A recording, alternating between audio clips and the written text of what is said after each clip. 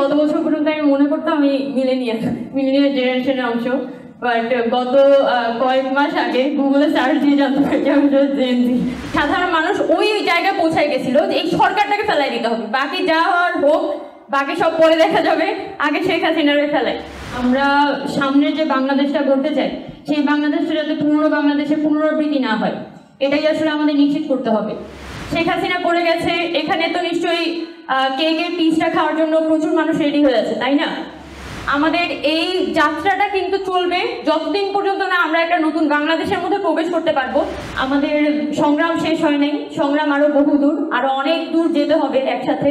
আমি আসলে আজকে দুপুর 12টার দিকে সম্ভবত একটা পোস্টার দেখেছিলাম ফেসবুকে, যে যারা উত্তরে আন্দোলন করেছে তাদের একটা ছোট মিলন হতে যাচ্ছে। তো সেই জায়গা থেকে ওই ফেসবুকে দেখা পোস্টার থেকে এখানে আসা, এবং আমার খুবই ভালো লাগছে যারা আপনারা আন্দোলনে ছিলেন, একদম ফ্রন্টলাইনে ছিলেন, তাদের সাথে আমার দেখা হচ্ছে, আপনাদের অভিজ্ঞতাগুলো আমরা শুনতে পারছি। আসলে আমি খুবই গর্বিত যে গত 5 আগস্টের পরে আমাদের হয়তো 5 আগস্ট পর্যন্ত অনেক মানুষের সংগ্রাম 5 আগস্ট পর্যন্ত ছিল, আর আমাদের সংগ্রামটা এখনো পর্যন্ত অব্যাহত আছে। আমরা কেউই ঠিকঠাক মতো ঘুমাতে পারি না, আমাদের দিন রাত 24 ঘন্টায় একটা টেনশনের মধ্যে থাকে। স্টিল নাও এত মানুষ হাসপাতালগুলোতে আহত অবস্থায় পড়ে আছে, অনেক মানুষের চোখ চলে গেছে, এত মানুষ তারা ছোড়াগুলিতে অন্ধ হয়ে গেছে, 12-13 বছরের বাচ্চা।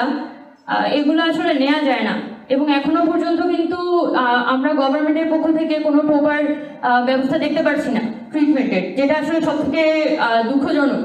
যাদের আমরা হারিয়ে ফেলেছি তাদেরকে তো আর আমরা পেতে পারবো না, তাদেরকে তো পাওয়া সম্ভব না। কিন্তু আমরা সামনের যে বাংলাদেশটা গড়তে চাই, সেই বাংলাদেশটা যাতে পুরনো বাংলাদেশের পুনরাবৃত্তি না হয়, এটাই আসলে আমাদের নিশ্চিত করতে হবে। এখানে আমাদের যে জেনারেশন, আমি আসলে সত্যি বলতে গত বছর পর্যন্ত আমি মনে করতাম আমি মিলেনিয়াল জেনারেশনের অংশ, বাট গত কয়েক মাস আগে গুগলে সার্চ দিয়ে জানতে পারছি আমি জেনজি। তো যাই হোক, তো জেনজির এটা নিয়ে গত বছর আমি একটা বই পড়ছিলাম, মিলেনিয়াল জেনারেশন অফ বাংলাদেশ, কাজু মিনামিতে।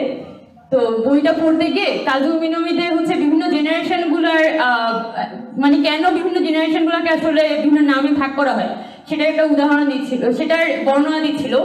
তো ওনার বর্ণনাটা ছিল যে বিভিন্ন জেনারেশনগুলোর বিষয়টা হচ্ছে যে ওদের কিছু কমন অভিজ্ঞতা থাকে।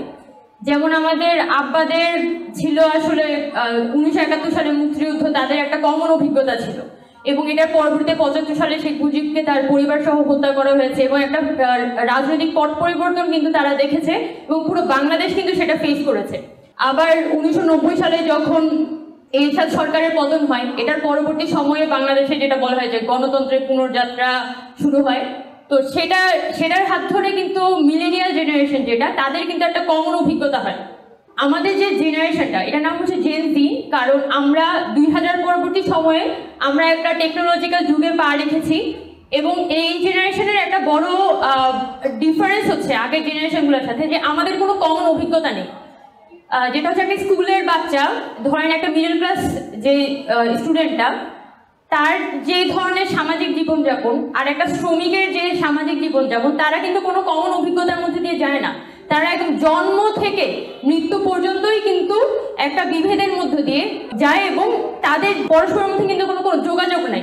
আমারই বয়সে একজন গার্মেন্টস শ্রমিক, তার জীবনটা আসলে কেমন হয়, ডেইলি লাইফটা কেমন হয় আমি কিন্তু জানি না। এই যে এই পরিমাণ বিচ্ছিন্নতা, একই জেনারেশনের মধ্যে দুইটা মানুষের কিন্তু যে এই পরিমাণ যোগাযোগ বিচ্ছিন্নতা, সেটা হচ্ছে জেনারেশন জি এর একটা বড় বৈশিষ্ট্য, যেটা উনি ওই বইটাতে উল্লেখ করেছিলেন।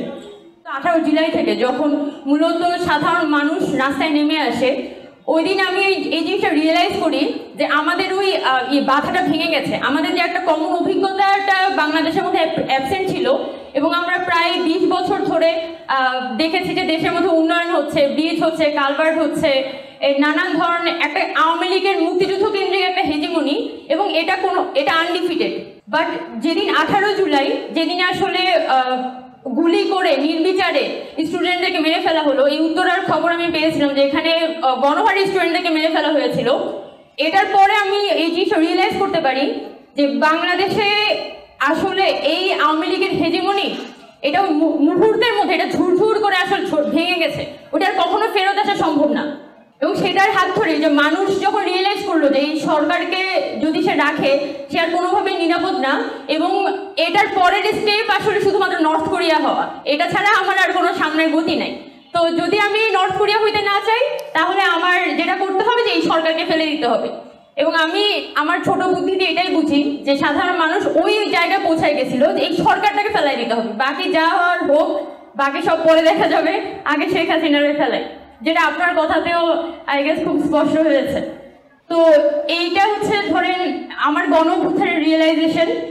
এখন তাহলে আমাদের তো নিশ্চয়ই আরো বড় দায়িত্ব আছে। শেখ হাসিনা পড়ে গেছে, এরপর কি সব শেষ? শেখ হাসিনা পড়ে গেছে, এখানে তো নিশ্চয়ই কেকের পিসটা খাওয়ার জন্য প্রচুর মানুষ রেডি হয়ে আছে, তাই না?